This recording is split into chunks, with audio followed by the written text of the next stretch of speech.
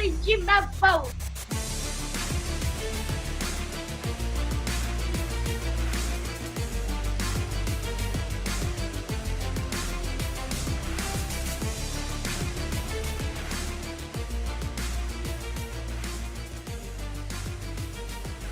Court is in session with Ryan in Sacktown on If You Don't Like That. Now, Ryan in Sacktown. Oh, must be Rhino.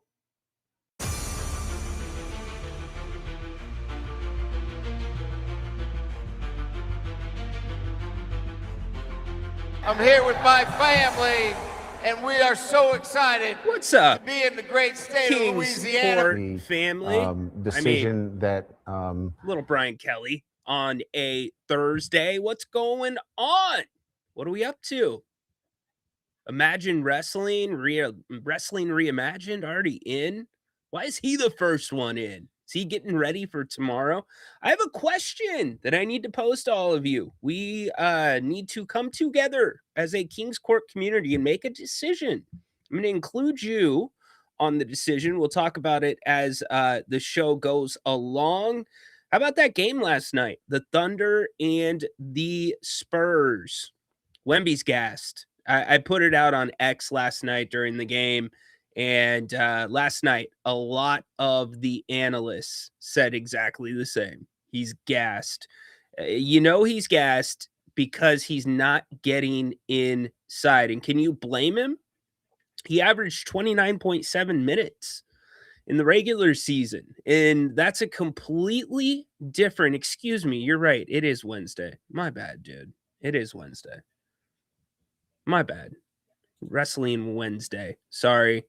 Look, the days come together when I'm sitting here grinding and looking at content and trying to bring you the best 3 o'clock show in the market. So forgive me for that. That's my bad. That whatever, Ryan. Come on, dude. Yeah, for sure. Everything you just said. Everything I just said. My bad. But anyways, Wemby's looking gassed. The Spurs just...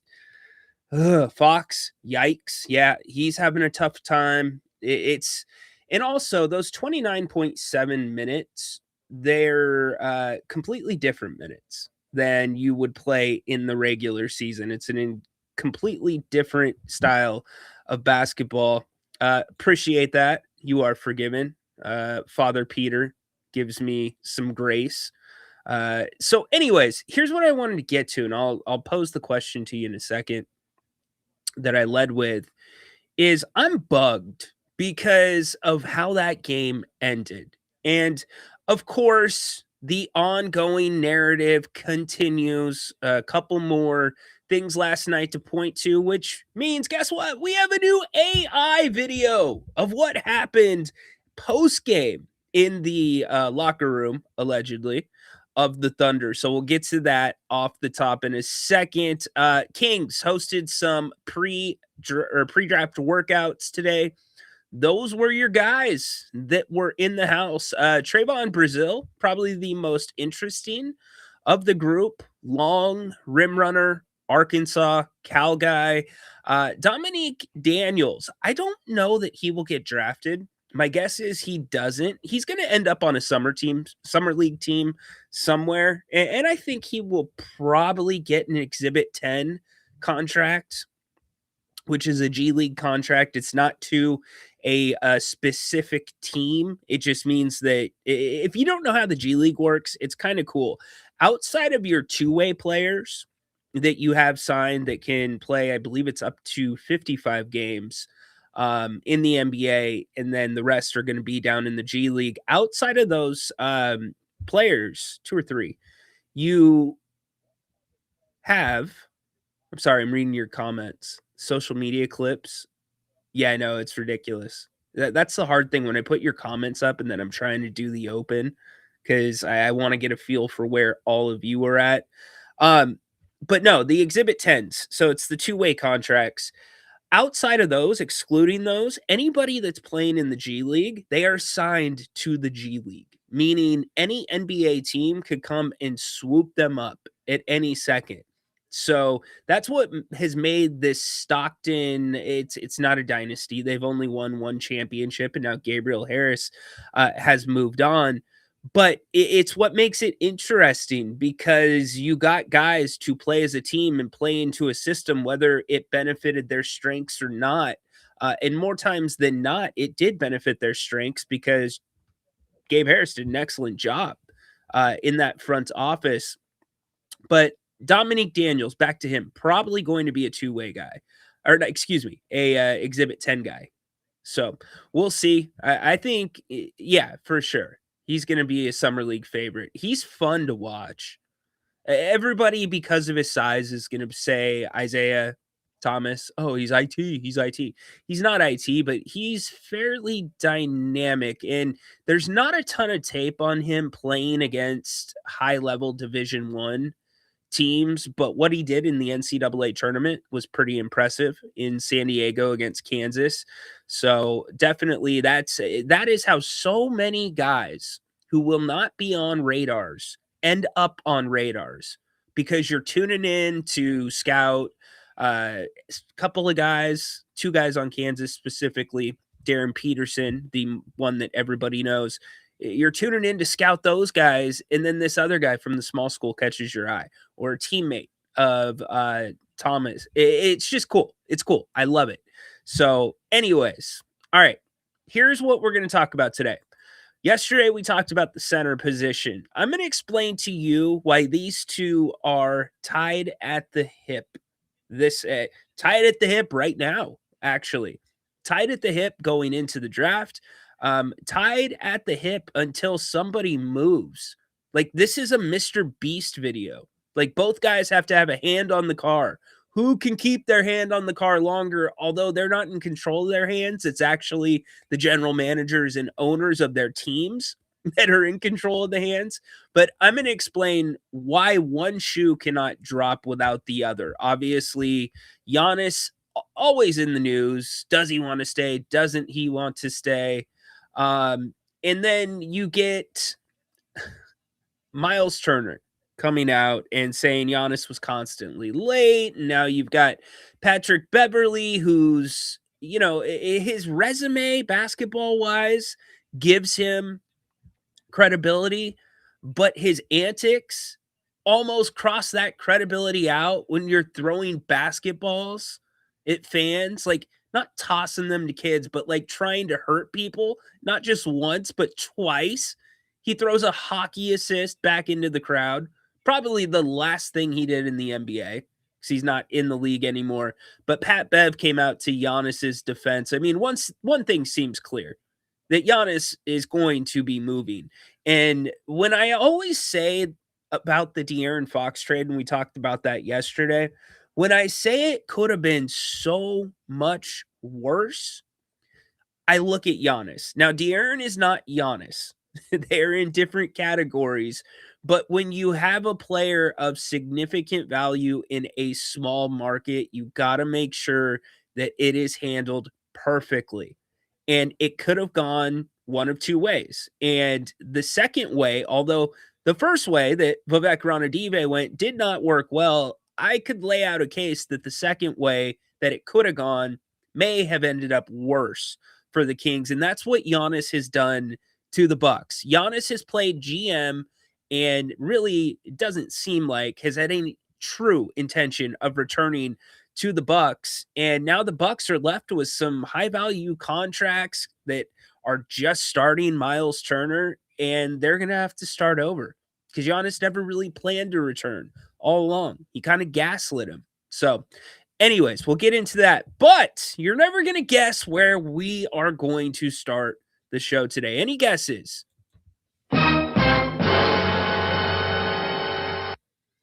Tony Brothers, James Capers, and JB DeRosa, looking at you, gentlemen. What happened last night? Another controversial game when it comes to the officiating. Now, there's another controversy that I'm going to talk about, not related to the officiating, that it shouldn't be a controversy at all, but the casual NBA fan has now made their way to the product and think they're experts. And anyways, we'll get to it. But the officiating last night, there was a really crucial play last night that we're going to get into. But before that, here was allegedly, the source is AI video from inside the locker room after game 5 in Oklahoma City. Tony, it was love at first whistle with you. I've never had a grown man glaze me like you have ever since I arrived in the league. Shay, it was love at first flop for me. My whistle only works for you. Tony, will you marry me? Yes, my beautiful flopper!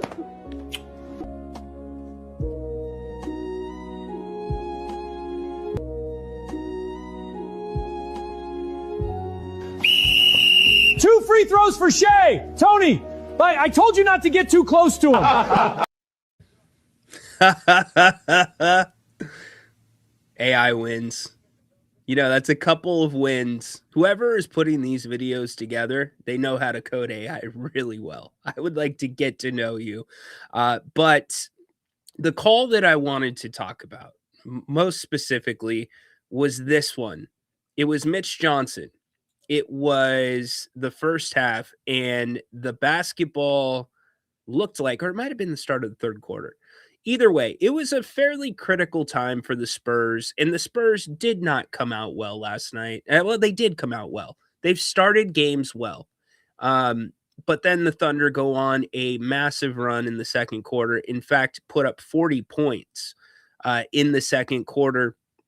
And as part of one of the runs, Wemby's driving to the hoop. The ball appears to go off of his foot, and the refs call it Oklahoma City ball. Now, here's the gray area that the telecast may have lent to you in your knowledge. Mitch Johnson is bending the rules slightly because if there is a play that he wants some extra time for the second row of coaches who have the iPads to look at, he will send a sub to the scorer's table. Sometimes that sub does not check in. Sometimes they do. But either way, it gives him more time to be able to decide whether or not to challenge. And in this process, as Steph Castle is walking to the scorer's table, he had just come out of the game. Mitch Johnson sees that the ball is clearly off of Chet Holmgren's foot. Now, the ball had not been inbounded yet, but this was an extended period of time. So I say it's a little bit in the gray, but the bottom line is Mitch Johnson did tell James Capers that he would like to challenge the play before the ball was inbounds. He was looking straight at him. And so Mitch ends up getting teed up after that, rightfully so. Mitch Johnson after the game on what happened. And just out of curiosity, the officials give you any kind of explanation for why you weren't able to get that challenge in that you were looking for? They just said they didn't see me. Mitch, how did you think Victor played? And can you do more to get him going? We're going to need to. He's got to take more than 15 shots, even with the free throws. And, yeah, he's going to have to score more than 20 points for sure. And so is that his aggression or game plan or combination of both? Yeah, combination of both for sure. OKC did a good job. We got to do a better job.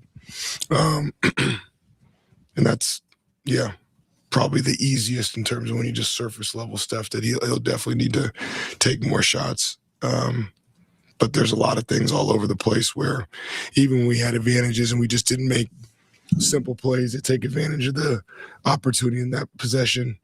And in this type of game, you got to be sure of. That's Mitch Johnson after the game. There's no way that you can't not see that. You have Capers running by, Tony Brothers right there. The officials knew, at least to my eye, that they had made a mistake there. That just can't happen. And at least if it is going to happen, send a pool reporter right in to the locker room, the officials' locker room after the game, and ask the question. If the reason was that Mitch is sending guys to the scorer's table to get extra time Whatever it may be, you deserve an answer. You are down to the final 3 teams in the NBA. That can't happen. And here's the other problem that I have too with the officiating last night. So you had 29 Spurs fouls, 22 Thunder fouls. Free throws, when they're all said and done, don't look awful. The Spurs shot 32, the Thunder shot 38. How many freaking fouls were called in garbage time when everybody was out? I think I saw Kelly Olynyk get to the line. I think I saw Jordan McLaughlin get to the line.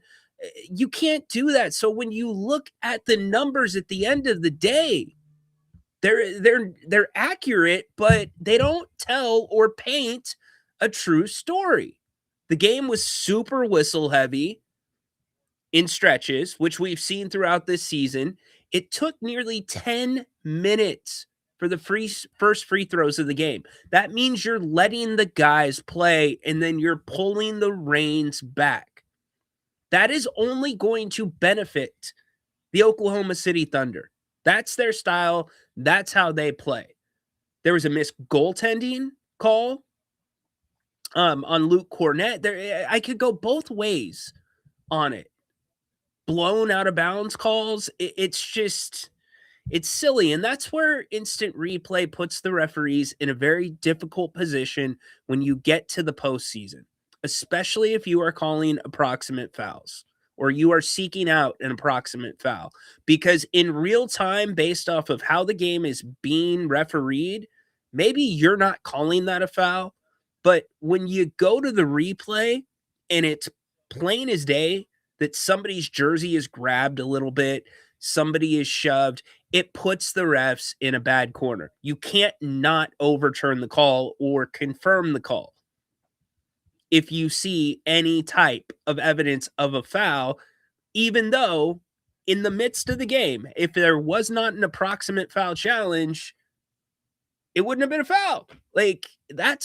There's flaws in instant replay across the board, but that is my beef with it. And I've also got a beef with what happened with Wemby. Going to talk about it here in a second. I want to check in with all of you first. Also want to let you know, this is kind of cool, and we're going to maybe tap into it at the 4:00 hour. Pat McAfee is going to have a bunch of the major commissioners in sports on tonight, all at the same time. So he's got Ears, who we just saw hugging it out with Tony Brothers and SGA. He's got Rob Manfred, who is facing a basically strike. How are you going to go from no salary cap to asking these players to cap their salaries? You're looking straight at least a season without basketball. You're going to have Gary Bettman on, who is going to be on this while, or at least for an hour before a hockey game starts tonight, Montreal in Carolina. And then you've got the rest. I don't need anything really from Kathy Engelbert. She's probably the worst commissioner in sports. That's WNBA commissioner. Dana White will be there. So we'll tap into that a little bit if I think there's some good stuff, because I am very interested to see what Ears has to say and how Pat McAfee handles that platform with that many commissioners all at once. I mean, that's kind of a high stakes thing if you're Pat McAfee, right? Because you don't want to screw it up with the commissioners, and you also don't want to put them in a corner. But I mean, what is Pat McAfee? He's a radio host, so he's not a reporter per se. So I hope he's fair with the questions and actually asks some fair stuff that you would be interested in knowing. Patrick's off the clock. Like the Knicks for a while anyways. Yeah, look, the Knicks do not play until June 3rd. How about that? June 3rd. And there are some that believe the Knicks could be favored in the NBA Finals, depending on the result of the Western Conference Finals. And I've also heard some that have echoed my sentiments yesterday that I think for the Knicks, the Spurs are a better matchup than the Thunder. I think if you are Mike Brown, you would rather see the Spurs. I know you got to deal with Wemby, but Wemby looks like they have got to get him going. And I don't want to go to the JJ Redick sound drop that we need to get in championship shape, because Wemby plays balls out every minute, almost to a flaw where he can get out of position. But like when he's on the floor, he is giving you everything he has. So I don't know how you make that adjustment with him. You don't really want to make that adjustment, but you do start to think about, okay, do we need to play him more in the regular season? Adam Silver makes Tom Dundon look like an angel. Well, Adam Silver's letting it happen.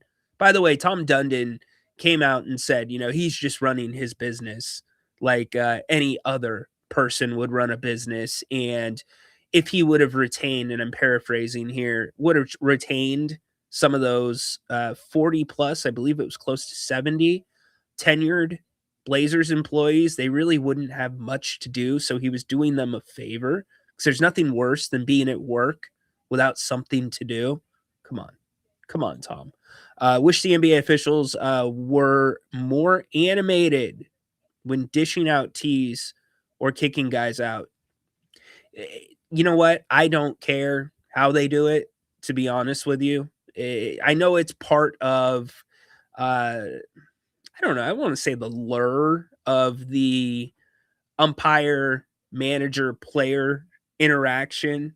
It's the, I don't want to say the fighting in hockey, but it's the closest thing in baseball that is fighting in hockey. It's those heated animations. It's the umps with, their big throwouts like a wrestling GM.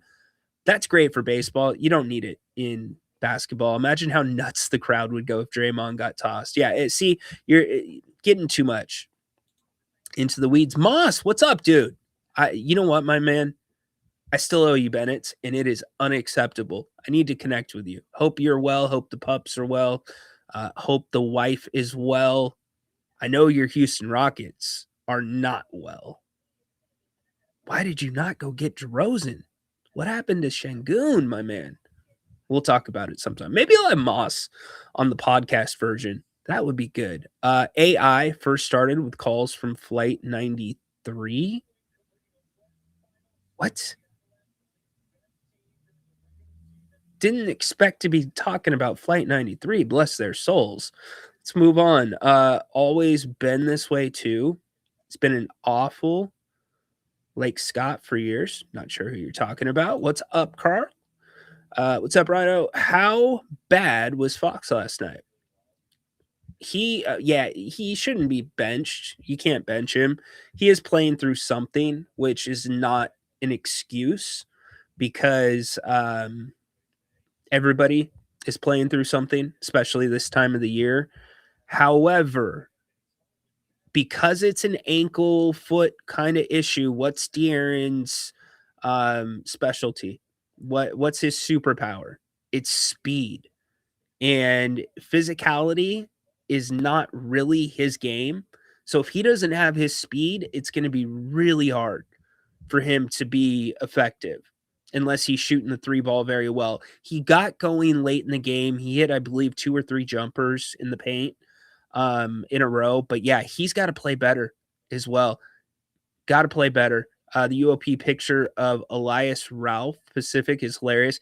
Yes, I did see that, Peter. I didn't go to the workouts today, but hey, man, if you're Elias Ralph, dude, make the most out of that moment. You're getting to work out for the hometown team. Come on. He came in ready. Don't think for a second that he wasn't going to be looking his best for the cameras. I'm glad they interviewed him too. We do actually have some audio. It's not from him because he's probably not going to be on the Kings. But we have audio from Trayvon Brazil, an Arkansas power forward, probably in the NBA power forward / maybe center. Renus checking in. Wow, Jared McCain looks phenomenal.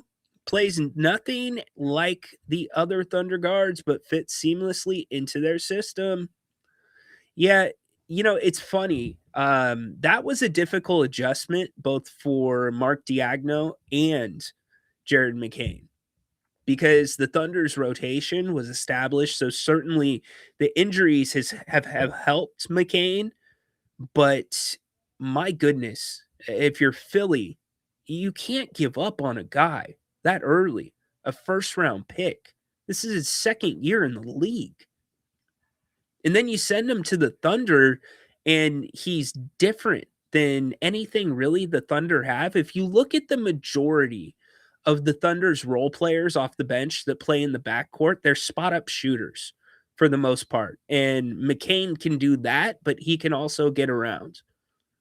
And he also paints his nails and makes weird TikToks. To each their own, but he's playing his tail off this offseason and loving every moment of it. And we're going to talk about what happened with him in just a second once I check in with all of you. Social media clips, how much Shea falls, super ridiculous. Yes, I know Fox is playing his last season in San Antonio. I don't think so, Peter. What? No.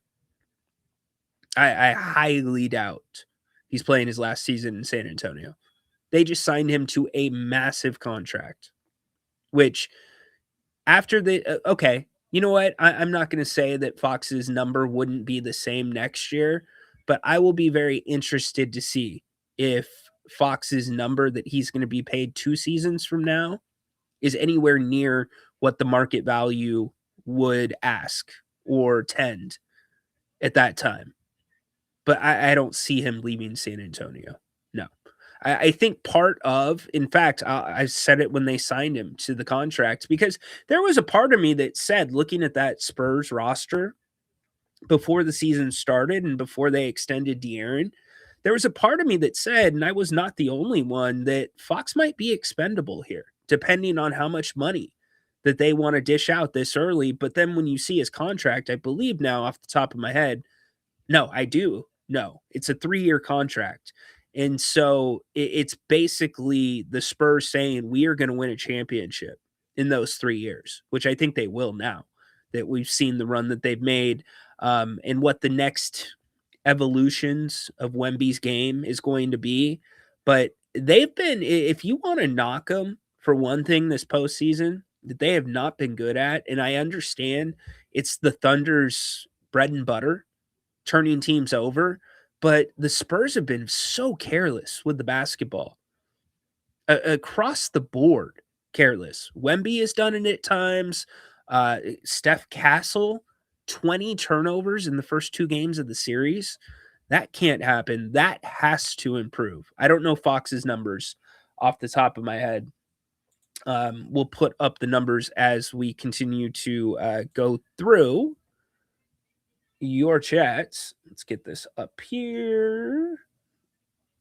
There you go. Turned it off yesterday. Real life's more entertaining. Interesting. Oh, there you go. Nailed it. Good job by you, Jeff. Good job by you. First, what do I win? You win nothing. I expected you to say when Mitch Johnson said they didn't see me, I'm actually disappointed in you, Adam. I was fully expecting you can't see me. Come on, Adam. Yeah. He's going to have to score more than 20 points. Get that challenge in that you were looking for. They just said they didn't see me. Come on, Adam. That was so set up for you. It was teed up, man. And you didn't hit it on come on. You got to hit that right on the nails, Mr. Wrestling. Okay. So here's the question, a couple more questions, and then I'm going to ask you my question. Why are people around the NFL and media making a big deal of Jackson Dart? Okay. I understand this was a big thing on Grant's show last night. That's Grant's show. He can do what he wants with his show. Politics is one thing I am not getting into. And I'm also not going to say, hey, we're not talking politics, but, and then tippy toe around it. The only thing that I'm going to say is like 30 years ago, what happened with Michael Jordan? He got killed. I mean, by the end of his career, one of the things that he got killed for was not using his platform and not doing more with his voice. And then you have this generation that's like, oh, well, we should do more. And I don't know where Jackson Dart is with his political beliefs, whatever. But the only question that came to my mind was, if I was, what's Jackson, 21, 22, 23, I put myself in Jackson Dart's shoes and asked myself, if I had the opportunity to introduce the president of the United States, what would I do? What would you have done at 21, 22? That's the president of the United States, despite which side of the aisle you're on. So it's just for me, it just sucks that you either gain fans or lose fans based off of something like that. Like we can't just look at that as, oh, I get to introduce the president. Like it's just, yeah. Anyways, so not going to go there. Ryan, was Luka to the Lakers, Mavs with the first pick some dirty under the table shenanigans? No, it was not. Adam paints his nails. Sincerely, the Worm. This isn't the Rome show, Adam. You don't need to go regards, kindly, yours, sincerely, your buddy. You don't need any of those. Okay? Like when I ask you a question, I'm not asking you to put it into Jeopardy form. What is Jerry Reynolds?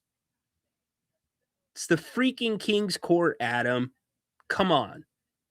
Anyways, speaking of the King's Court, a big part of what we do around here, especially in the summers and the springtime, is we are lucky enough to have Jerry Reynolds one day a week for about an hour, and you are able to ask him questions. We talk about the draft. We talk about Summer League. We start talking about free agency. Jerry really enjoys it, enjoys all of you for the most part, Tristan. And I know a lot of you enjoy that segment as well. So we are lucky enough to have Jerry again for the next few months. And my question to you is, would you rather have a Jerry Reynolds Wednesday or a Jerry Reynolds Thursday? Put your votes in the chat. Jerry Reynolds Wednesday or Jerry Reynolds Thursday. I'm leaning more towards a Jerry Reynolds Wednesday because it's the middle of the week. Like you need that little bump to kick your butt to Thursday and then almost right there on Friday. And I'm also thinking about like the news cycle with basketball and what days sometimes things are announced, when's the draft going to be. I kind of like Jerry Reynolds Wednesday. If you like Thursday better, let me know. So we need to talk about that as a community here. Tristan says either works. Carl, Wednesdays. Renus, yes, just yes. Yeah, sure. Everything you just said. Everything you just said, Wednesday and Thursday. Wednesday or Thursday. That works. Yeah, for sure. Everything you just said. I'm leaning towards Wednesday. MC, leaning towards Wednesday. What's up, MC? Hope you're well, buddy. Okay. All right. Keep them coming. Wednesday is in the lead right now. Wednesday is in the lead. Jerry Reynolds, whenever he wants to show up, he's retired and cherished. Amen. Amen. You know, I never thought that I would be able to call Jerry Reynolds a friend. And, you know, he is such a treasure, and it's cliche. You hear the same words said about him all the time, but the person he is, that, you know, when he comes in the King's Court or you see him on another show. Like, that's Jerry in real life. I'm sure some of you have been lucky enough to be around Jerry. A 2-day Wednesday, no, that's too much Jerry Reynolds. Not going to put Jerry Reynolds through 2 days back to back. I'm sure he would oblige once in a while. And that doesn't mean that we won't switch things up sometimes, or if something happens, we might grab Jer. But I am heavily leaning towards Wednesday. So, how about, oh yeah, we just hit that. Yeah, thanks, Bood. I can't talk right now. Still getting some coffee in me. Jerry is an epic human being. Yes, he is. And you know what's pretty epic too is, for the most part, you ask great questions to Jerry. Like, there's so many times that Jerry will come on and say, "Ooh, that's a great question," and like, we save those moments because they're awesome moments. Every team really or needs a moment what like I call this. a shitbird. Like, where do you get that? If you go on the radio, Jerry can't say shit. Every team needs a shitbird. He's just the best. Oh boy, that's a tough one. Now, see, this guy knows basketball. So the goal should be to try to get like one of those out of Jerry. If you're chatting or you call in, that's what the goal should be. But no, he enjoys your questions very much. They're really good for the most part until you hit him with something. He has, yeah, and there you go. We need Jerry covering the Attitude Era. It wouldn't be any of those, Tristan. I mean, I was just hopeful you would ask me a question. That's one of the highlights of the week for me. See, when does Tristan is like one of Jerry's favorites? Become a soundbite. Come ask Jerry a good question and make our conversation better, as you normally do. Yeah, I don't think he has, no, because that's not your brand around here. It's not your brand, Tristan. Your brand is, giving Jerry a hard time. This is this guy's brand. It's wrestling questions to Jerry.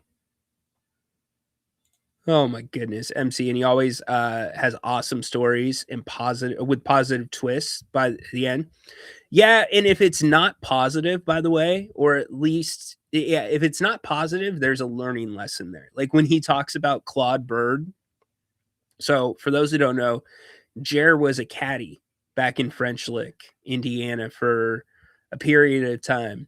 And Claude Bird, Larry Bird's dad, was rolling up like a handmade cigarette. And Jerry had never had a cigarette before. And Jerry's like, "Hey, Claude, can you roll me one of those?" And Claude's like, "Sure, Jerry, but you're going to smoke the whole thing if I do." And Jerry ended up smoking the whole thing, and Jerry ended up waking up a few hours later in the woods and decided he was never going to smoke a cigarette again. But you don't want to go straight to the hand-rolled cigarettes without a filter if you've never smoked anything. That's like somebody giving you your first dip and telling you to swallow. Like, no good. So, okay, we're leaning towards Wednesdays. All right, Jerry Reynolds Wednesdays will start next week. 1 week from today, Jerry Reynolds right here on this show. Can't wait for it. Yeah, dude, I would, you know what? I would not touch anything from Claude Bird right now. Bless his soul. I doubt Claude's still around. I would not touch a cigarette that he rolled. I would not touch a cigarette any of you rolled, because I'd end up in the woods or in some alley in Midtown, passed out too. He's talked about it before. You know what? I think Jerry said like somebody asked him to referee one time. Yeah, it was not a joint. It was straight tobacco, straight up tobacco from middle America. So anyways, hey, as good as talking about Jerry is, unfortunately, there's some bad that we have to cover. And it doesn't relate to Jerry, but it relates to Victor Wembanyama. So Wemby is getting killed today. In fact, Wemby has been quote unquote warned by the NBA for not meeting his media responsibilities yesterday. He did not talk to the media after the game. Okay, great. You know what? He's supposed to do it. He didn't do it. You give him a warning. You look at the track record. Dude is always accessible. Dude gives you an honest answer. He's not. What was Marshawn Lynch back in the day? Like, I'm excited to be in the Super Bowl. Oh, I'm here so I don't get fined. We got that? Do we have that in the library? I think we do. Yeah, this was pretty legendary. Marshawn Lynch. Hey, I'm just here so I don't get fined. So y'all can sit here and ask me all the questions y'all want to. I'm going to answer with the same answer, so y'all can shoot if y'all please. I'm here so I won't get fined. I'm here so I won't get fined. I'm here so I won't get fined. I'm here so I won't get fined. I'm here so I won't get fined. I'm just here so I won't get fined. Hey, I'm here so I won't get fined. I'm here so Hey, Scott Barry, Kobe White, please. Kobe White. In Marshawn's tone. Okay. So yeah, Wemby can be a little sneaky bad sometimes. I don't disagree with you. He will give you an honest answer. He will walk the line. But here's my problem. What he is getting killed for today is not the fact that he blew off the media. He is getting killed today for, I guess Wemby is a mobster. Wemby is ordering hits these days. Yes, he is getting killed by a lot of people online that when Bismack Biyombo checked into the game, Wemby gave him orders to rough up Jared McCain. I mean, literally getting killed. One person that came across my timeline said that Wemby should be suspended. First off, we don't know what the hell Wemby said. That's the first thing, okay? Here's the second thing. Nobody is talking about this unless Jamal Murray and Reggie Miller alluded to it half in jest at the end of the basketball game. Here's the third thing. There was nothing dirty about Bismack Biyombo's foul.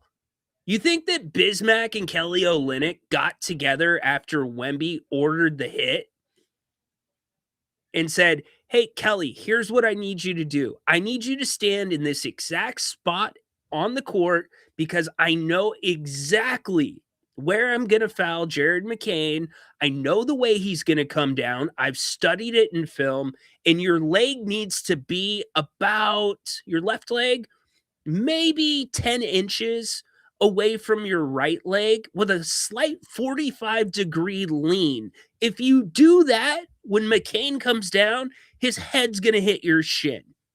Like, what are we doing? So here's my beef with all this. This kind of stuff happens all the time. Maybe assuming that that's what Wemby is whispering to Bismack Biyombo. Assuming he said, hey, foul McCain. First off, don't have McCain on the court when the game's over. That's the first thing I'm going to tell you. The second thing I'm going to tell you is it happens all the time. Not that visible, but it happens all the time. More times than not, when guys are talking on the bench, what do you see? You see that. You can't even see what Wemby's saying. Do we have a mic that says, yo, Bismack, I need the number 3. Extra large. Game. Blouses. Like, what are the code words? Do they have code words? So here's my beef. It's the freaking basketball casuals. And I am sorry if you are one of them. But this time of year, the casuals come out. And when I talk about the casuals, It's the people that don't watch the regular season all the time. You do not fall into the casual category if you occasionally watch the regular season. I am talking about the people that get their highlights off of, X, get their highlights off of TikTok, whatever it might be. They read the stuff that comes across their timeline. They are not actually paying attention to what is happening in the basketball games, the stuff that doesn't make it to the 15 seconds or less that you post on social. They're not seeing any of that. But guess what? This time of year, they come around. They're like the tin hat conspiracy theory people. Like, put your tin hats on and try to get your 975K views. Like, this is something out of the ordinary. And you're making the assumption that that's what Wemby did. In fact, it doesn't even need to be said. If McCain is still on the court, you're not going to be dirty. But yes, look at the playoffs. Look at physicality. The refs haven't been calling anything. You're going to play him physical. He's starting right now, and he's playing and bringing the ball up. This is as much on McCain being a second-year player as it is on Bismack Biyombo and whoever else that quote-unquote played dirty and tried to hurt him because Wemby ordered it. He should not have been bringing the ball up. Jalen Williams told him as much after 2 possessions, bringing the basketball up. And also, Jared, my man, the game's like 14, 16, 18 points. You don't need to be going at the basket like it's a tied game. You need to be smarter there as well. You right now are playing at a very high level. You have 2 players that are on or weren't able to play that are on the injury report, probably listed as questionable for the next game, meaning you're probably going to get another start. You need to protect your body, dude. This was the perfect storm of idiocy coming together. So if you're one of those people that's retweeting that Wemby ordered a hit on Jared McCain, the hell does a hit even mean in basketball? I don't think you can apply hit to anything in basketball. Excuse me, it hit the backboard. Okay, where else does hit apply in basketball? Backboard's the only thing that comes to mind. Hit his arm? I don't know. But this is stupid. This is the casuals who don't watch the game regularly, that think they are freaking experts. And guess what? If Reggie and Jamal Crawford didn't say a word about this, this would not be going around. You think those casuals would have recognized Wemby whispering to Bismack Biyombo and said, oh, he ordered a hit? No. It's them running with something that they know nothing about. Reggie Miller and Jamal Crawford open a little door into a player's mindset on both sides of it. Hey, they're going to target him. If he's still on the court, like, you got to get him off the court. And then on the flip side, well, he should not be bringing the ball up. Why is he bringing the ball up? Because they as much as opened that window. The people that know as much basketball that is compared to as much space between my 2 fingers right here think they're freaking experts. Get out of here. I can't stand that. It's just really annoying. It's like when all of us who watch the games religiously, that monitor things within the game, try to point the nuances out, these freaking geniuses think that they have stumbled upon like a new planet when they would have never stumbled upon anything. In fact, they didn't stumble upon anything, but they're going off of what the analysts said. Oh, we know how to do math. 1 + 1.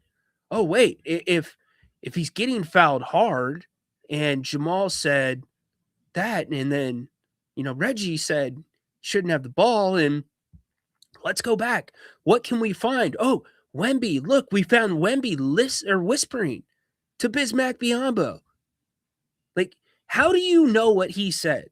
He might have said, yo, Bismack, I'm going to take your cash on the plane tonight, playing cards.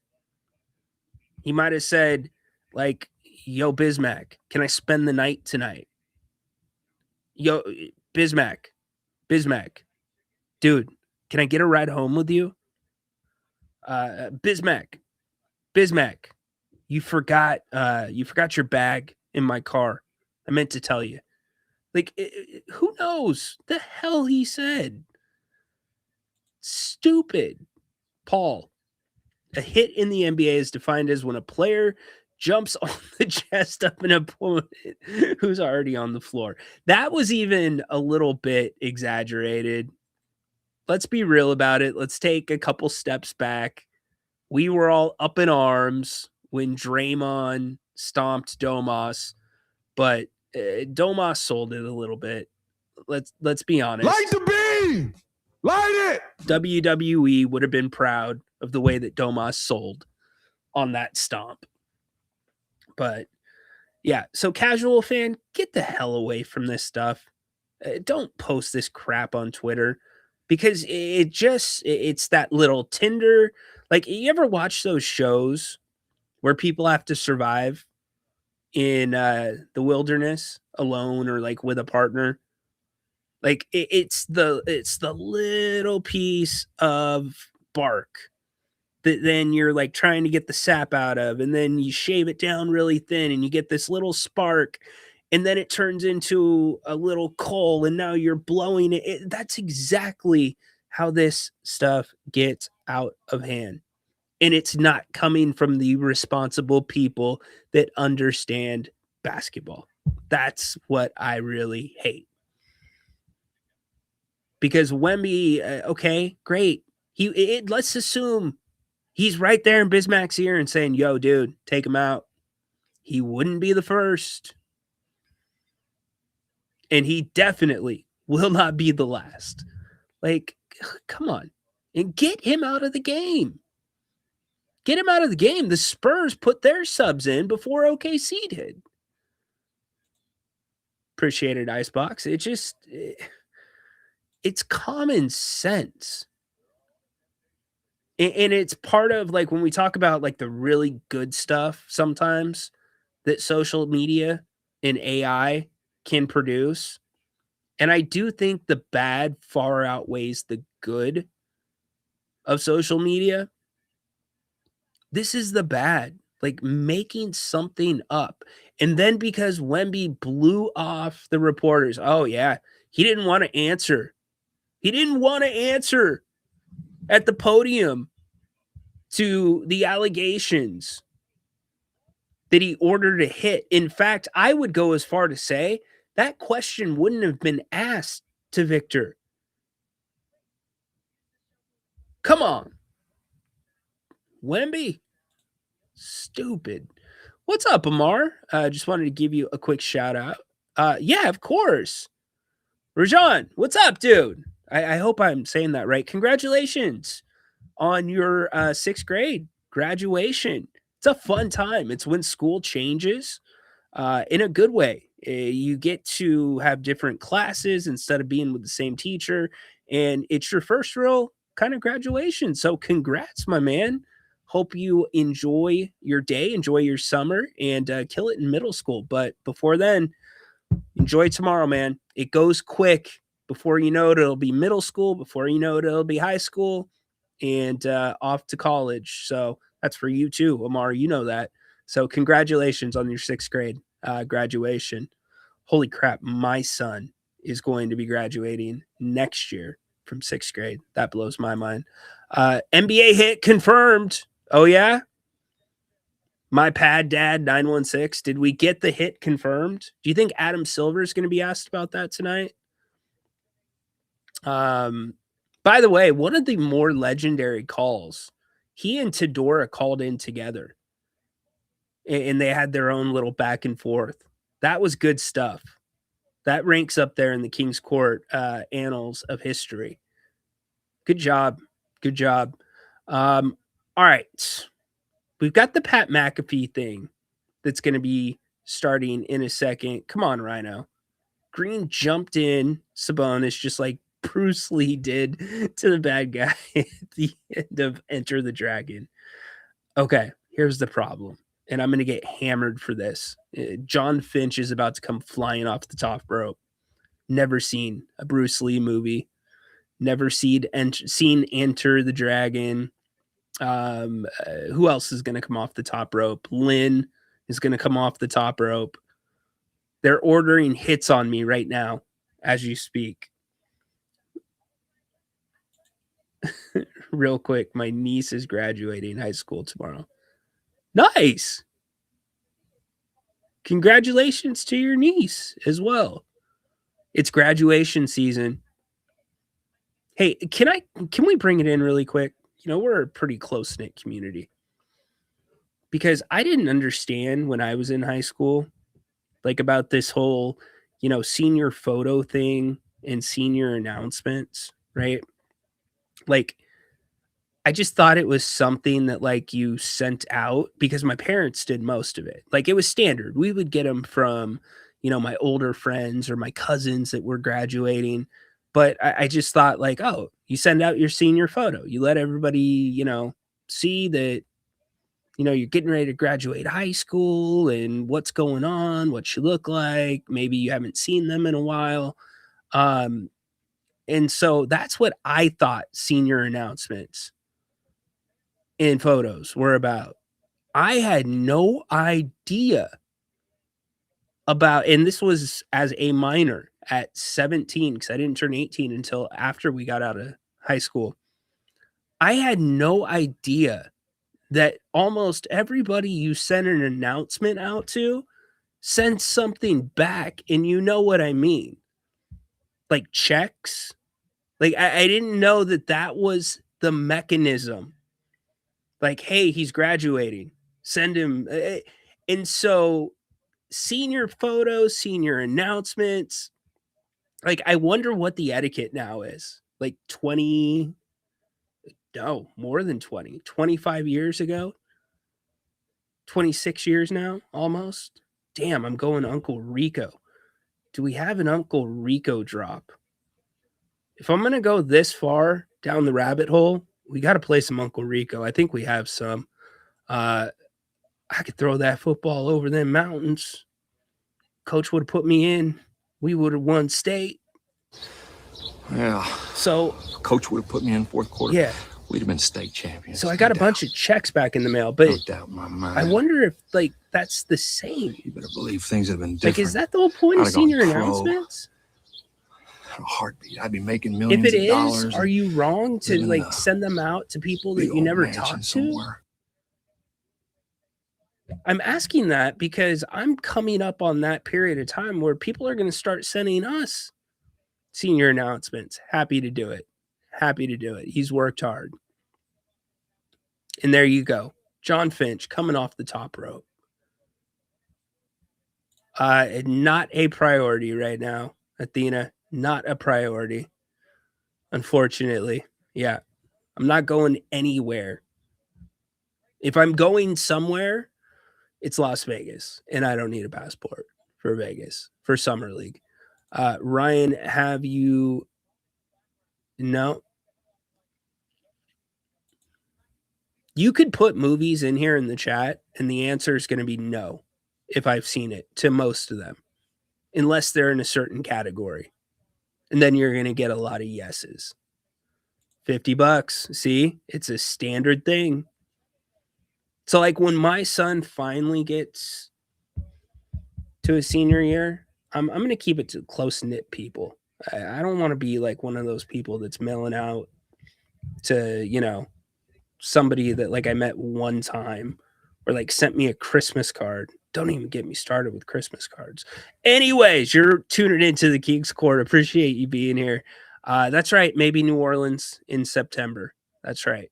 Don't need a passport for that as well.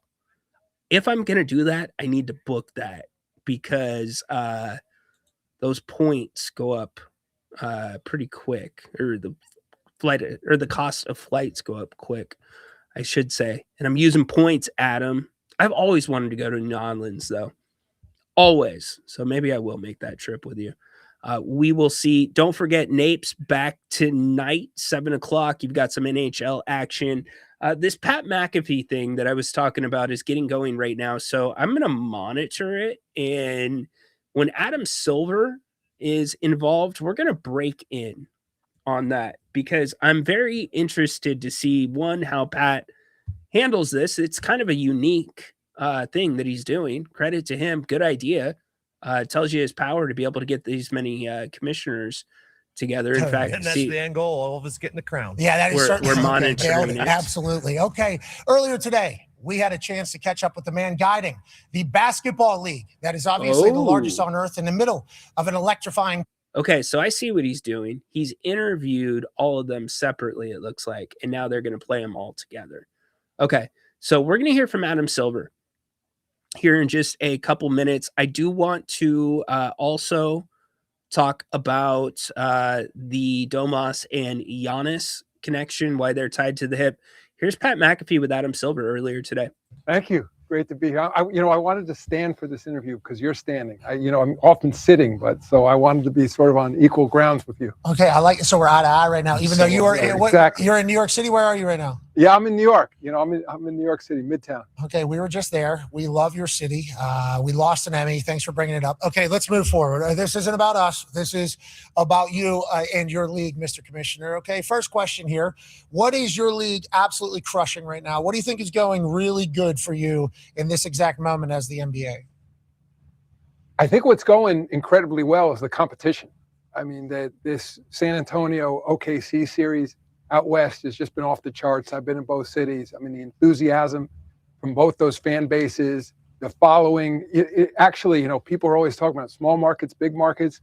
We have the highest conference finals ratings in our history between two what used to be called small markets in this league. And as you and I have talked about over time, we've always wanted to be more NFL-like. As they say, like Pittsburgh and Green Bay, nobody talks about two small markets matching up. And I think that's what we're seeing in the NBA now, that it's this equality of opportunity around the league. You've got great competition everywhere. And I think you're seeing with Shai Gilgeous-Alexander, obviously with Wemby, the two leaders of those teams, deep benches, great basketball, team first basketball. So I think what I'm loving is the competition. Obviously, if you were here yesterday in New York, all people seem to be talking about are the Knicks here. The town is going crazy for them. So I was going to say, whoever they play, I think it's going to be a fantastic matchup. I mean, the Knicks are coming off 11 wins in a row in the playoffs. I mean, Jalen Brunson, people are comparing him. I think I grew up a Yankees fan in New York. He's very Derek Jeter-like in terms of his leadership. I think that's a great comparison between the two of them. So I like the focus is on the basketball, which I love. Yeah, I love that you're chatting about the basketball and the small markets, because that is always kind of the conversation whenever they say, well, the league wants this or the networks want this. Ratings up and to the right. Even last year, whenever it was Indiana and Oklahoma City, people just like sports, which is kind of what the celebration of this evening is, especially whenever you have greats being great. Now, what are you working on? What are you trying to figure out as an association? What is some maybe a trouble point or two that's keeping Adam Silver up at night that he has to get better at?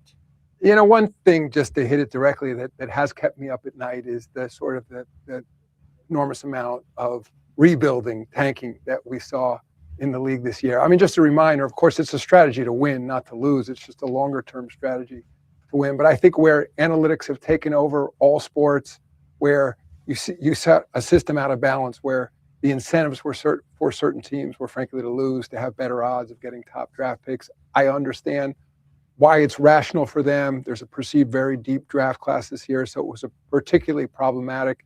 It's not a new issue, this league. The 60s, there used to be a coin flip for the first pick. Then we added lotteries in the 80s. We changed it multiple times, but I think we actually have a board meeting tomorrow to discuss a proposal which will, in essence, flatten the odds among the non-playoff teams in terms of getting top draft picks, will increase the penalties that the league office has for those teams that may the participate three in that teams type of behavior. Yeah. You know, and I think this, and some people think it may even be a bit of an overcorrection, but I think it will give us an opportunity. We're going to put in place this new system for 3 seasons, and then we can do some longer term study about ultimately what's the best system for distributing players. But clearly where we've ended up right now, I think you obviously don't see it in the playoffs, and the competition's been spectacular. But in the regular season, you saw some teams that frankly their incentive was not, you know, to put their best foot forward. And I think to the extent that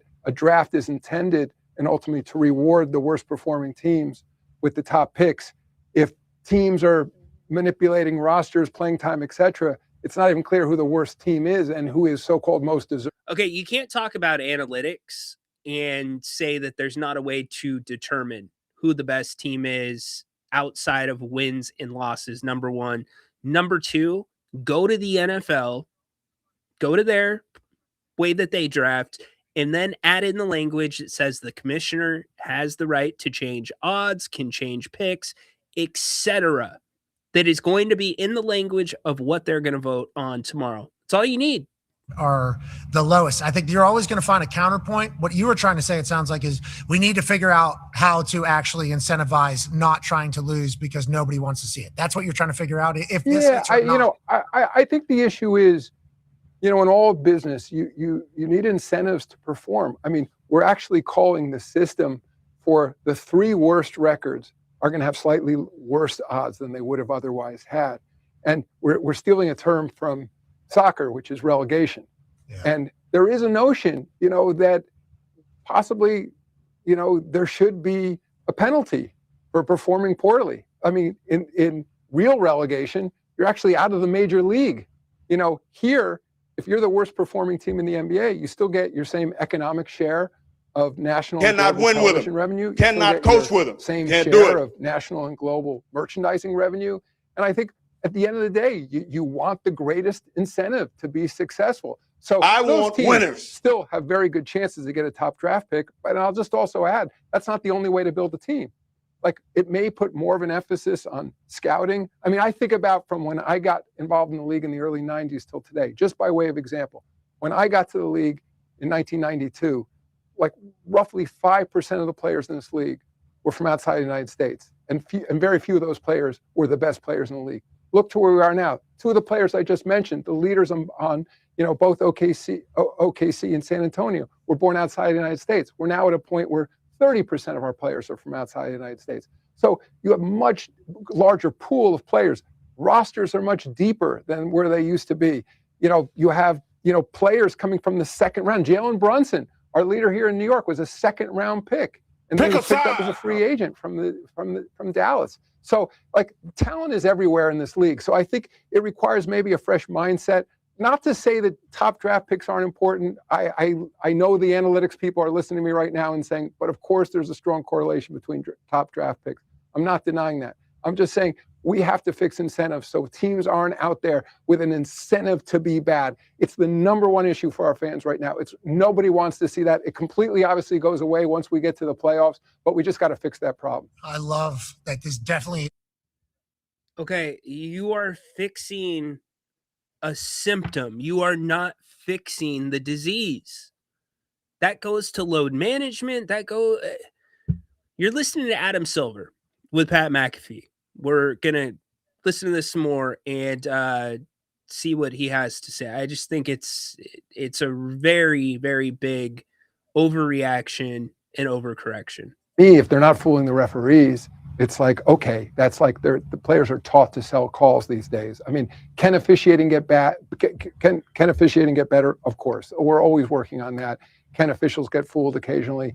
We're always looking at that as well. But the officiating is incredible. I will also add one other piece to it, because I know there's always controversy around certain calls. There's one you were talking about on your show earlier today.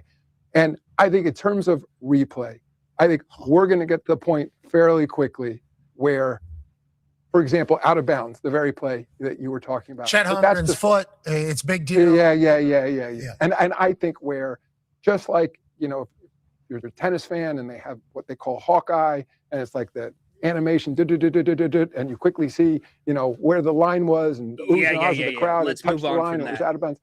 We're going to move to a system like that where We missed a that challenge. whole category of calls will be automatic, where it's going to be Laker ball, Nick ball, whatever it is, Thunder ball. Those calls will be done by an AI automated system with cameras lined around the court, and it'll take all of those so-called objective calls out of the hands of the referees. It'll be instantaneous. It'll be automatic. Just play on. Let's go. Spurs inbound. And you'll move on. You won't have to deal with challenges on those calls, but it will also now allow the officials on the more difficult subjective calls to give their full attention to those where, because there's often contact on every play, it doesn't mean there's a foul, and they're trying to measure sort of whether that contact is impeding the player, how hard that contact is. It's something that can't just be done on camera. They're actually feeling the contact because they're there on the floor with the players. So anyway, I think there is a technology will really be helpful here. Okay, so they're feeling the contact.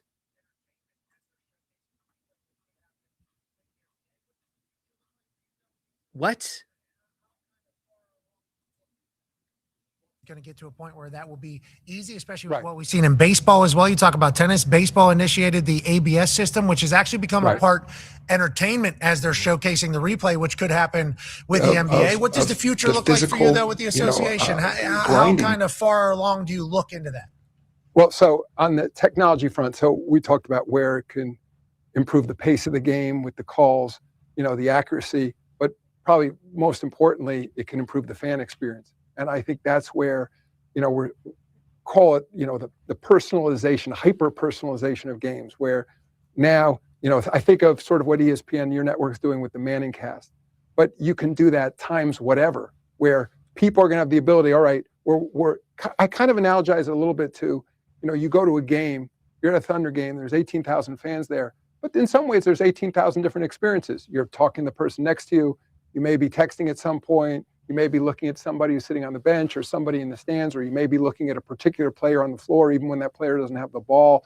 All those different opportunities. I think in the world of hyper-personalization through streaming, you're watching that game, but there may be a particular aspect you want to focus on. You may be a hardcore fan, and what you want to hear is sort of expert X's and O's, like explaining what defense, offense are being run. You may be a casual fan who doesn't really watch the NBA all season long. So I want to understand why that's a foul, or I want to understand what the rules are. Or, I'm like, I want to understand more about the background of these players. All right, where's Victor Wembanyama from? Like, where in France is he from? Like, what's his life about? Where did he come from before he got drafted by the San Antonio Spurs? So I think there's going to be an opportunity to make the fan experience much better through all these different forms of streaming media, where people are going to, they want to buy product during the game, all kinds of other opportunities. You've talked about, doing some sort of alt telecast, like, all right, I want to watch the game, but I want to be entertained by Pat and his crew during the game instead of I love Mike Breen, but it's like, I don't want to hear a standard X's and O broadcast. I want to instead be entertained in a different way. I want it to be like I'm sitting at a game with Pat and watching it with him, just hearing his ongoing commentary throughout it. So I think we're about to see a whole new generation of technology that's going to really enhance the fan experience. And as great as all the different sports you're talking to tonight, all of us commissioners are striving to do the same things, make it even that much better of an experience for our fans. We appreciate you doing that all. And as you know, because you're one of the most forward-thinking commissioners I think that has ever existed. It's very evident in the new deal that you negotiated with the rights deal. You are very much a phone league. You are in people's hands a lot. Clips, everything, streams through there. So when you talk about those altcasts, very simple to do both nowadays. And I think a lot of people are doing that. So the fact that when's the last time you watched TV when you didn't have your phone in your hand? So I hung out with the Amish, what was that, 3-4 weeks ago? Jebediah told me to kind of put it away. Yep. Said, all right, we appreciate the hell out of you, Adam. You're the man. Congrats on the birth of your son. Thank you. And Steph Curry, who's 6'3", people. All right, so that is Adam Silver with Pat McAfee. Some things made sense, some things did not make sense. Talking about The NBA is looking to go to some type of system similar to tennis and ABS in basketball or in baseball for inbounds, out of bounds types of plays. Hopefully, they don't use that when the ball is inbounded after a basket, because that never gets called. That will slow the game up tremendously. A couple of themes. Technology was a huge theme of this.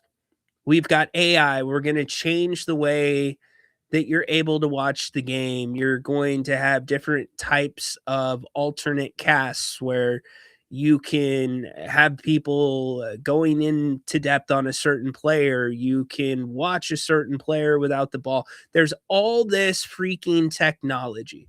One technology that I think for sure is going to be coming down the pipe is these seats in the arenas are going to be sold digitally, as well as the physical seat, whoever buys a ticket for that seat. And what I mean by that is you are going to be able to buy that seat digitally in 3D, VR, whatever, see the game from that seat in that arena as a fan would see it.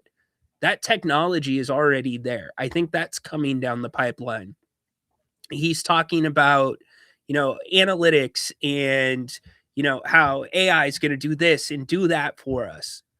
So if AI can do that much, how in the heck can AI not be implemented when it comes to fixing the draft? Like, it's blowing my freaking mind. And when I say the draft, it's the draft lottery process. Treating teams, and this year was an outlier because of this draft. It was an outlier. There were teams that flat out sent guys to surgery. There were teams that flat out tanked that were fined for it. Utah could have been in contention for a play-in if they played everybody when they were healthy, etc. Okay? But you can't tell me if you are going to be using AI and you are going to be using all this technology for the viewer experience, improving replay, putting automatic things into place when it comes to officiating a game, taking things out of the officials' hands. You can't tell me that that technology cannot come up with a better system than this to determine whether a team is tanking or not. Using analytics, using the technology to look beyond record. It's not that hard. It seems fairly simple if you're looking at all of the different ways AI can be utilized in your league. Okay? So there's that first thing. Here's the second thing. Put aside what I just said. This is what he was talking about that is going to be discussed tomorrow for the new draft process. Let's cut AI out of it. Take my argument that I just made the last 2 minutes and put it in your outbox. It's really simple, Kamish. Super simple. Go to the NFL model. Worst team gets best pick. You said that's the point of the process. If you're the worst team, you need the most help. That's what you do. And you add that highlighted language there. That's it. You go worst record, first pick, and so on and so forth. And you add the language that Adam Silver will have more power to punish tanking by altering lottery odds or changing where a team is picking. Done. He brought up the coin flip that they used to use in, I believe he said the 70s, off the top of my head, to determine who got the first pick. Guess what? The Kings were tied with Utah, a team that clearly tanked this season for worst record in the NBA. You know how they determined who got the fourth best odds? A freaking coin flip.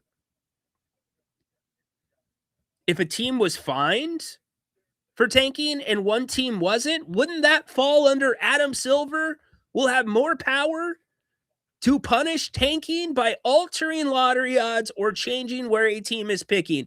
Hey, Utah, we had to fine you one time. Sacramento, we didn't have to fine you. Yeah, you're going to have the fourth best odds. It's just, it's minutia. And he's talking to the big markets as well. He's not talking to the small markets when he's talking about other ways to improve your team. Free agency. What small market teams have you heard about Giannis landing? Any?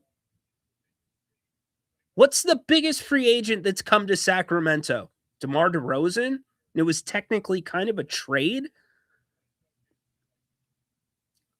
It doesn't happen for the small market teams. It has to be through the draft. He is speaking to the big market teams. It's annoying. It's frustrating. If you're going to implement technology to the extent that he is talking about, then you can come up with a better proposal that's on the left. You just can't. He's looking at soccer leagues and relegation. We joked on the radio about, oh, you have to go down to the G League for a year, which would never happen. But the teams in relegation are not going to be in relegation because they're positioning for a draft pick. They're going to be in relegation because they suck. There's nothing more the Kings could have done this season with the injuries and the roster, the lack of size. Nothing they could have done. They did everything they could for 50, 55 games through the injuries, and they were the worst team in the NBA. Yeah, let's kick them to relegation to where they're not going to have as good of odds as ended up, or you might not even be eligible for the first pick. Who knows where this is going to turn up?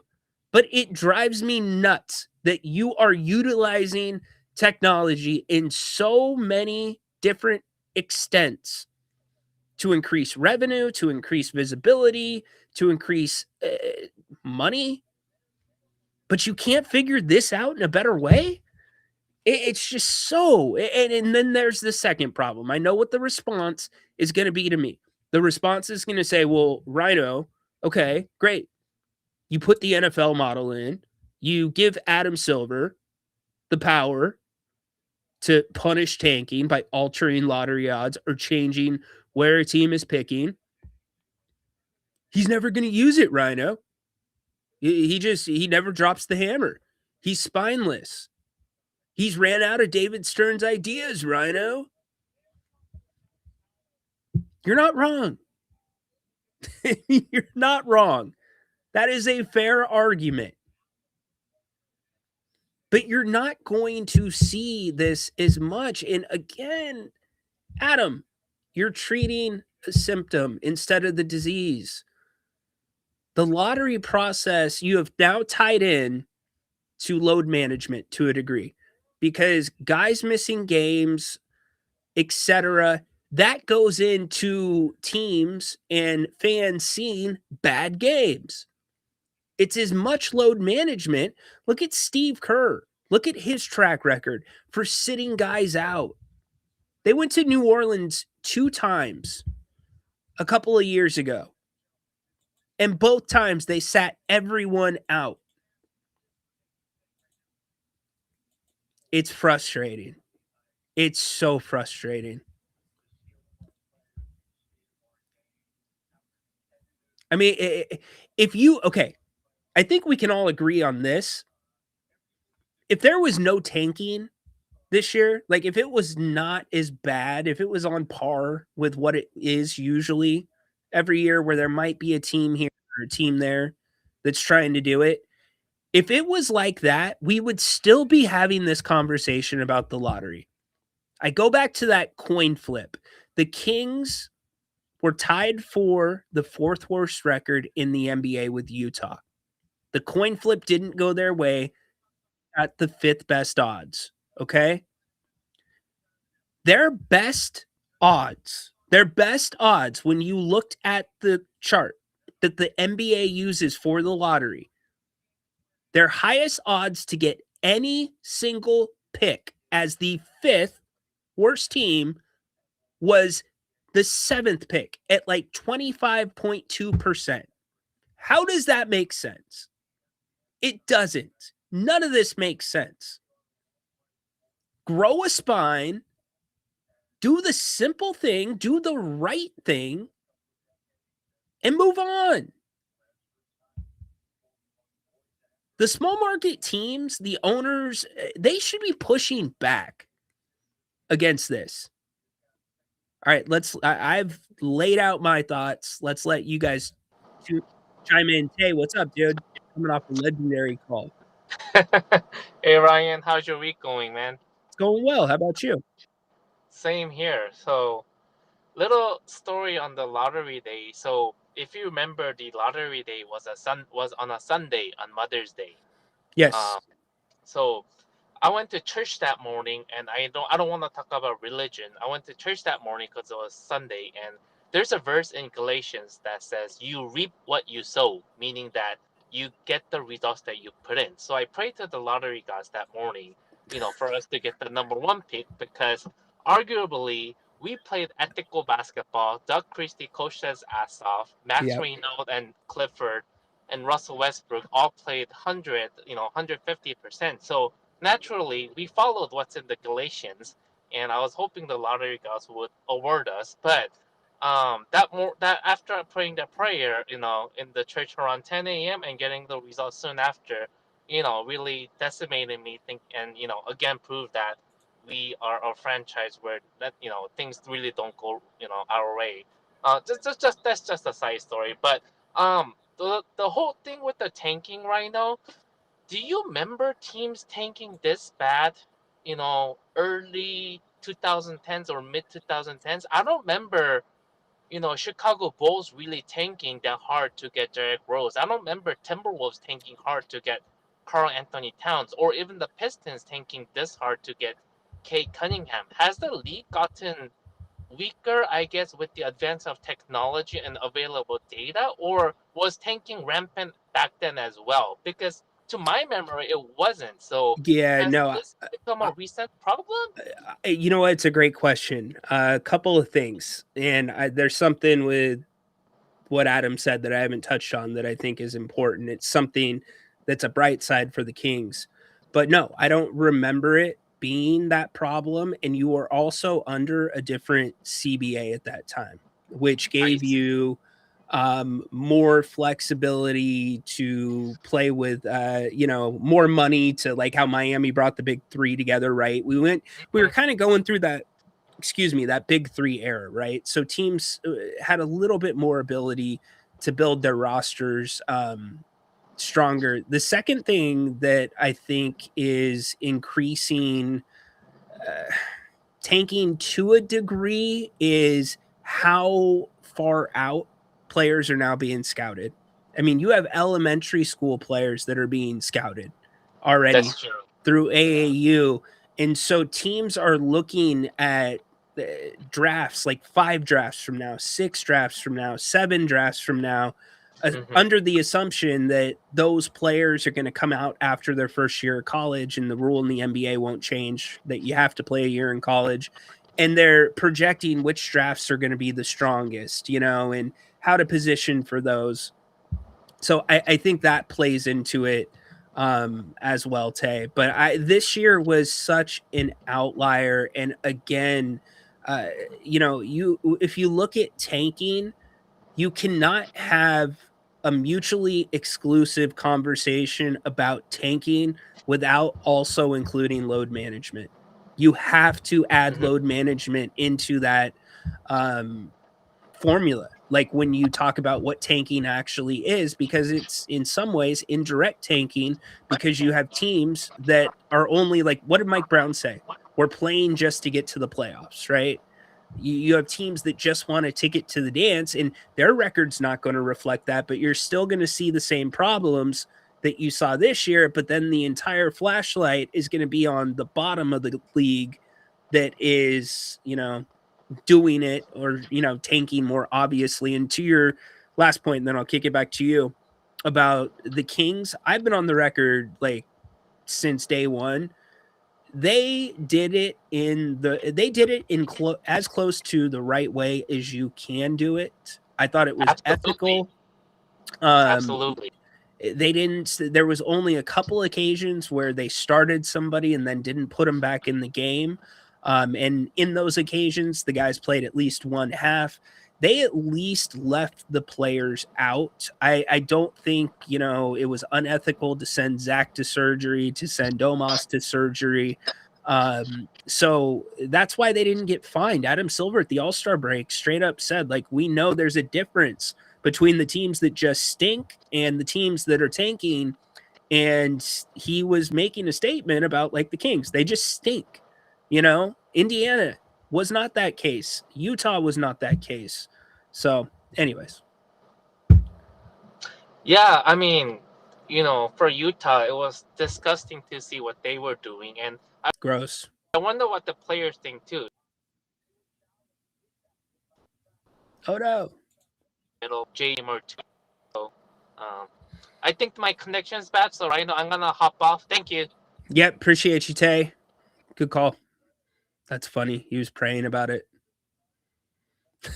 It's really good. Mac, what's up, dude? Hey, how are you? Doing well. How are you doing, buddy? Well, I'm all right. Look, I think a big problem with the NBA is there's a little bit of cultural problem, meaning there's a culture where it's okay to take nights off, like you said, okay, load management, nights off. There's no like for example in hockey, there is no taking. There's too much pride. I do wonder if the fact that the rosters are 18 and everyone gets to play and everyone does get ice time, if that has something to do with it. But I mean, you don't really see guys wanting to get off the ice. Maybe also they have a larger minor league system too. I don't know, but I do think that the way that you would solve tanking is you're gonna have to, there's gonna have to start being real consequences. It's the only way. I don't think that the lottery system is. I know what your point is about the NFL, but the problem is with the NFL. I think is there's only 18 games, and also guys are going to be playing all out in that system because there's only 18 games to make your bonus or whatever, if that makes sense.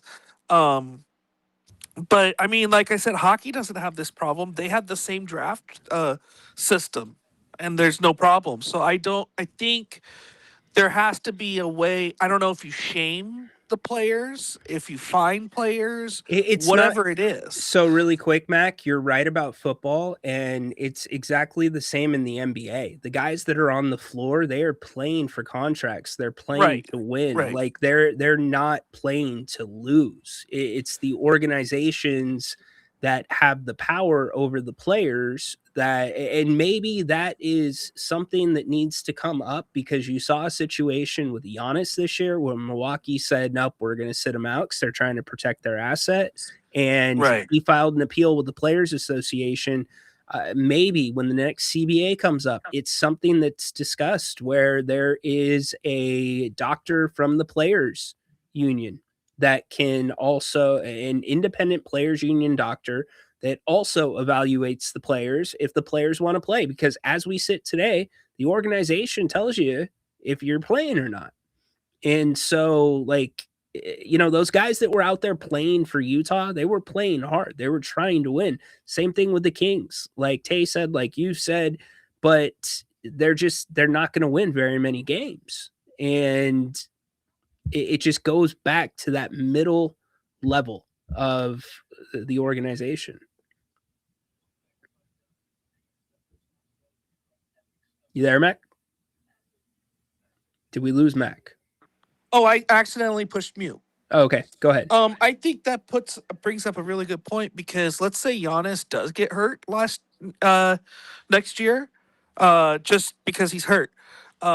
Now you get a label of not being available. So that's a very good point because, sometimes, your bet in sports, your best ability is availability. The fact that you are being able to be reliable and into the in the lineup. So I think that's fair. One last thing about the flopping. I really don't understand why, and maybe you can help me, and I'll take this off the air. Like the NHL, they have a embellishment rule where if you embellish a trip, then you got 2 minutes, and also there's a little bit of shame into that.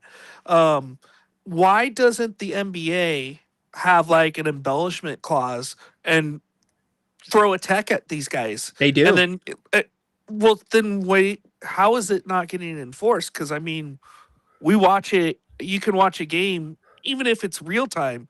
You could tell when they're flopping, if that makes sense. Yeah, no, for sure.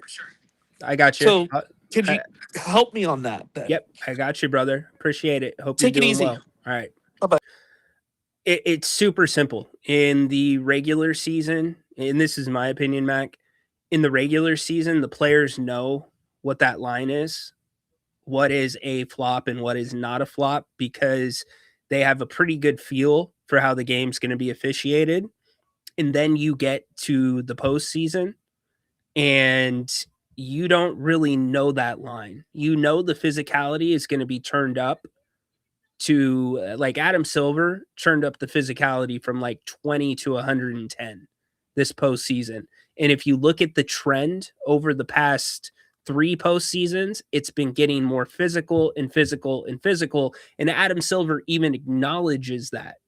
So it's, I think, because of inconsistencies now with the referees, and I think instant replay, I know it's there for the right reasons, but it complicates the officials' job. I know it supplements them to make sure on certain plays that can be challenged that they make the right call. But there's these informal, and this is also part of the big issue with the officials. You have this group of tenured officials that are kind of on their way out, just as you have the group of faces of the NBA that are kind of on their way out. And those guys, the officials, officiated in a time where they were trained like in the regular season. If you make contact with somebody's arm, and this is pre-replay, if you made contact with somebody's arm, like it could have been a foul, but the ball goes out of bounds, you're not going to call the foul. You're going to give them the ball out of bounds. There's all these little, to keep the flow of the game going. Jerry Reynolds and I had this conversation. You can't do that anymore with replay. And so you've got these refs that are coming up and being trained, and they're stuck in the middle because they're being trained one way with the NBA, and presumably with the more tenured guys and gals that are the officials that you see now, they're trying to meet that balance between the two of how basketball has always been called by officials and how basketball now has to be called because of instant replay. But at the end of the day, when it goes to the flopping, I just don't think the players know that line, because it just like anything, like with your parents or with a spouse, like, you know, things that are acceptable and things that are unacceptable. You know the boundaries, right? And when you're not sure what the boundaries are going to be game in and game out, and then even in some of those cases, the boundaries change within the game. Game 3 in San Antonio, all the free throws that were shot in the third quarter. Heck, one of the teams last night, it was the Thunder. They were in the penalty, I believe, with like 8 minutes to go in the third quarter. You just can't get and this is my opinion, a feel on what that line really is. In the regular season, like when Keon got called for flopping and he saw the screen coming and the screen was just above the arc beyond the 3-point line and he ends up at half court, that's a flop. Now, if you didn't see the screen coming, maybe you end up somewhere near half court, but not half court. So that's the way that I kind of see it. The last part that Adam talked about and Tay kind of brought up is the CBA that they're under now. That's why there is such an importance on drafting well, number one, developing, and then retaining, because finances are tight now in the NBA. Almost every year with the GMs, when they do their anonymous poll, the one thing they would change is this CBA. And I believe we're now in year 2 or 3 of it. And that is why at the trade deadline, it's fireworks. And that's why during free agency, it's not as exciting. It's flipped on its head. The Kings have been really good over the last 3 years. And Peter referenced Ryan Nembhard, another great example for the Pacers. Or no, he wasn't the Pacers. Who was he with? He's with Dallas. Another great example of identifying undrafted players, being able to develop them rather quickly, and then get them ready to contribute at the NBA level. And the Kings have done that with 3 players in 3 straight years. The problem is 1, 2, 3. No, one of the 3 is still in Sacramento. Keon Ellis is gone. Isaac Jones is gone. I actually asked Scott Perry about this. I'll get to the rest of your questions. I asked him about this at the press conference after the trade deadline. Here's what he said.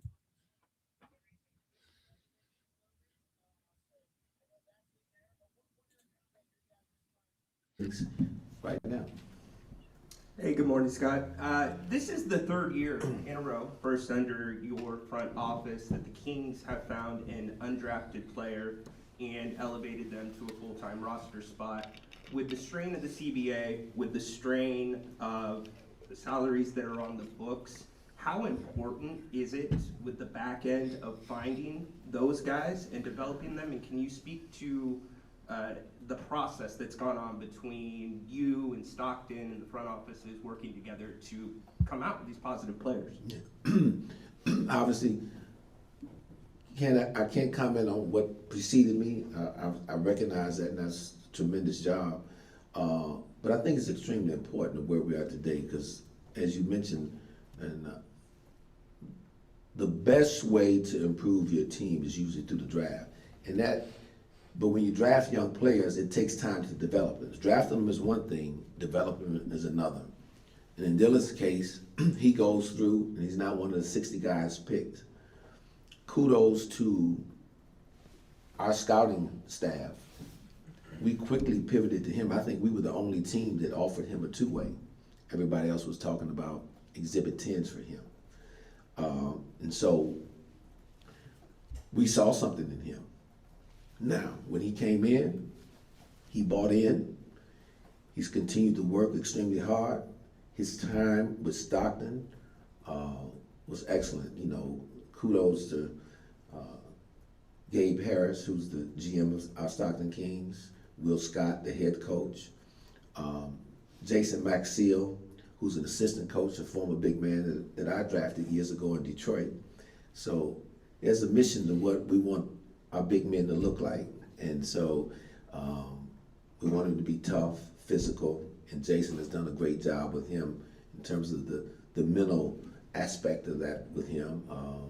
There's been a lot of drilling going on with him to improve his free throw shooting.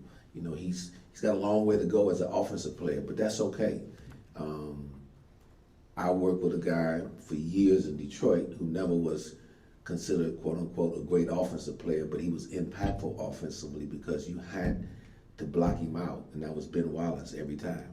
But he was elite rebounder, led the league in rebounding, and one of the best shot blockers, and his toughness and his energy permeated the roster, the more talented guys. And so Dylan, I'm not sitting here saying that Dylan is Ben Wallace today, but he's doing some of the things that you like to see from a great defensive big. He's just starting, he's just scratching the surface, so now it's incumbent upon both us and him to keep getting better and not just feel good that he just signed his contract yesterday to become a full-time NBA player. Now what do you take it from here? How great do you want to become? And sometimes that's can be a great fortune for a team in the front office when you can get a guy who was undrafted. You know, like I said, I use the example because I lived with him so long when Ben Wallace was an undrafted player.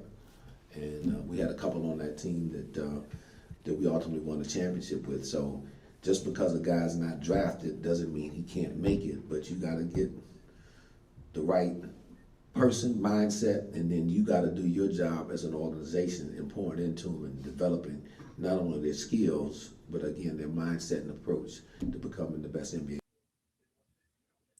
It is single-handedly the most important thing under this CBA for every team in the NBA. Every team in the NBA. You've got to be able, I'm going to say, sign well. You've got to scout well. We'll say scout well. It's 3 words: scout well, develop well, and retain.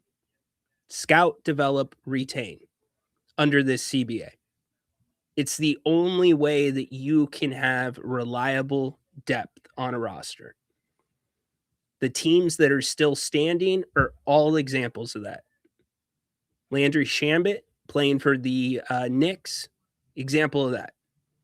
He wasn't even going to make the roster, and somebody retired, and that's how he ended up making the roster. So you have to scout, develop, and retain. The Kings have done 2 of those 3 things extremely well. And quite frankly, under Scott Perry's time, they've done all 3 very well because you have Dylan Cardwell signed for 4 years at a very, very fair contract. So anyways, retain is the key. Yeah, exactly right. You know, Isaac really hasn't done much. Keon barely played in the playoffs. I actually think it's hilarious because Kenny Atkinson is getting killed right now. James Harden's getting killed for saying we were the better team. They were not the better team whatsoever. The analytics, BS. Okay. But don't you find it ironic that Mike Brown, allegedly part of losing his job was how he handled Keon Ellis? This year, Keon Ellis mishandled again, does not, inconsistent play on the trading block. And now he goes to Cleveland and he plays really well in the regular season. And Kenny Atkinson barely plays him in the postseason. And he didn't look great in the postseason, but he got very, very limited minutes and opportunities. And now Kenny Atkinson is getting skewered in part because he did not play Keon Ellis. What is it? Play Keon Ellis. It seems pretty simple at this point. We have a good sample size. Play the man. He's a universal piece for 29 teams. He's not an all-star. He's not an MVP. He is not going to be your top jersey seller, but he is going to make your team better. Like, period, end of story. It's crazy. Yeah, see, you're still doing the Jim Rome. Are we doing the Jim Rome show? Is that what we're doing, Adam? Are we just doing the Rome show now? Signed so and so. Do we need to get Jim Rome in on the conversation? Rome, anything to say? Rhino, brother. I like you, Rhino. I like you as a dude. You're barely qualified to call this show. What are you doing in Sacramento as a member of the media? No, you don't know me. Rhino's like, you don't know me. No, you don't You don't know me, Rome. Yeah, yes, I do, Rhino. Hey, are you anywhere around Rhino, I know you, dude. Yes, he does. He's been awesome to me. Very appreciative for Jim and his team. All right, Paul, Rhino, please answer this question, and we will kick the Sabonis and Giannis thing to tomorrow. If you're just joining us, Jerry Reynolds, starting next Wednesday, will join us every week on Wednesdays. So looking forward to that. Rhino, please answer this question. If the Kings were in the running to make the playoffs this past season, would we have seen Sabonis in more games towards the end of the season? Curious. Paul, this is my personal opinion, built off of what I know. Yes, you would have seen Domas. You would have seen Domas not opt for surgery. Yes. So, in some ways, surgery helps both sides this summer. If you think about that, he's healthy. He's ready to go, almost healthy, I should say, in training. If you're looking to trade him, you don't have to worry about that, unless obviously it's the Ravens staff that's going to be looking at Domas's meniscus. But then it helps the team not play as well. You could actually also maybe throw Zach LaVine into that category as well, about not having surgery had the Kings been. You're going to be Rome this Friday? No, you're not. You know why you're not going to do that? Because I know Jim doesn't take kindly to people that try to impersonate him. So no, you are not doing this. You're not doing that on this show. There is zero chance of you doing that on this show. There are something that are called boundaries, Adam. You know, I was talking about spouses and friends knowing each other's boundaries. I don't know that you really know the boundaries around here yet. You really test them, and I appreciate that. But you will not be doing a Jim Rome thing here on this show. You know why I know that doesn't work? Haunted Horse one time dressed up as Jim Rome and tried to do a fake Jim Rome show. Go ask him. He did it. I mean, I'm scared to play some of these sound drops of Horse because I never know what's going to come out of his mouth. We got to the butt bingo. See, I don't know what's in these drops. You could be like, hit Haunted Horse drop 11. And I'd be like, I don't know what he's going to say. Who's next to you? There's a woman next to you. That's my daughter. See, he does not know the boundaries either. So go check him out. He starts his show in about 6 minutes. HollywoodRejects.com. All right. Darren, what's up, man? Yeah, boundaries. Darren does not know boundaries either. That's what we're getting into. Who knows the boundaries and who does not know the boundaries? That is awesome. Love you, Darren. All right, we're out of here. Appreciate y'all. Interesting conversations we had today. Don't forget, if you missed any of the show, you can download it on Apple. You can download it on Spotify. You can watch the replay on YouTube and X. Jerry Reynolds next Wednesday, every Wednesday, starting next week. Looking forward to that. Thanks for getting back into the flow of things here in the King's Court. I'm getting back into a flow, really enjoying it. Tell a friend, give us a thumbs up. I would really appreciate it. I can't thank all of you enough for making this your destination and your community for some fun sports talk. That's not all Kings, but a little sarcastic, a little bit of everything for everyone. So appreciate y'all. Congratulations. I know I'm not saying it right. Ray John, on your graduation from 6th grade, and MC, congratulations on your niece graduation from high school. We are out of here. Join Grant 7:00 tonight, open forum, if you would like to discuss any of what we discussed today with him, or you want to hit him up about something else. He'll be back on the channel here in about 2 hours. Make it a great one. Court is dismissed.